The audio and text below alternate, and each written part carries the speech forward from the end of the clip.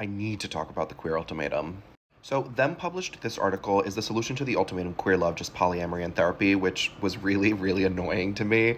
To me, it represents a fundamental misunderstanding of one of the inherent tensions of the show, right? Like this idea of sometimes, okay, now I'm gonna get, don't cancel me, but sometimes people will present like alternative lifestyles or like poly as this like magical solution that's gonna heal all your problems. And it's like, no, I watched couples therapy. It doesn't like fix all of your issues, right?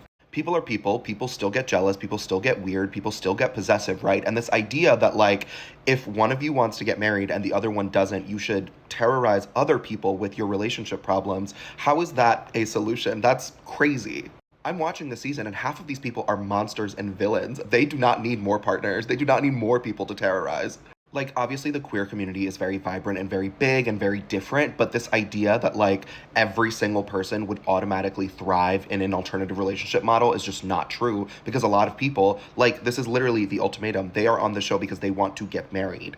That's what makes the show good, right? Seeing these people who desperately want this very like traditional or conventional life now have to contend with being in a relationship with 8 or 5 or 10 or 6 years with someone who just doesn't want to marry them.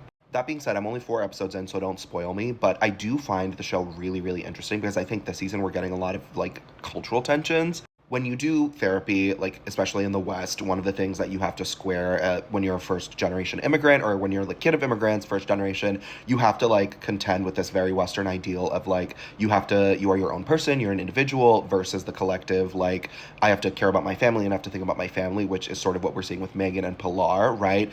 Both of them are very, very much struggling with their sexuality. Both of them are very much struggling with the idea of like my family will not love me or does not love me if I come out, if I marry a woman. And so this is like keeping them frozen and in stasis and preventing them from moving forward with their relationships. Because like at the beginning of the video, I said these people just don't want to marry each other, and that's not 100% true, right? I think Kyle and Bridget just doesn't want to get married, but not for like a like Brooklyn hippy dippy reason. She just doesn't want to marry Kyle, and for some reason, neither one of them is like willing to admit this.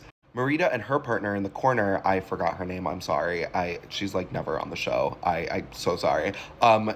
People are normal, right? Like not everyone is meant to be a reality star, but Marita just doesn't want to marry her. Like I'm so confused by the like sort of wheel that they're putting us through when it's like, girl, she doesn't like you.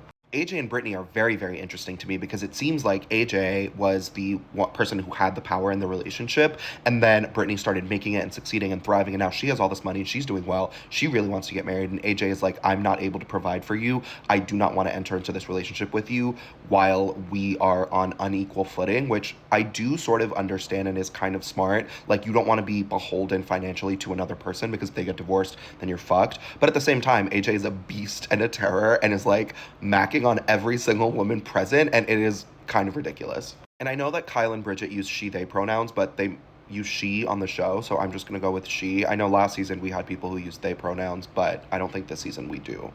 Mel and Marie, jail. Mel, Mel needs to go to jail. It's just so interesting because I obviously spend a lot of time online, so I'm very used to seeing the ways that people like talk to each other and the ways that people fight.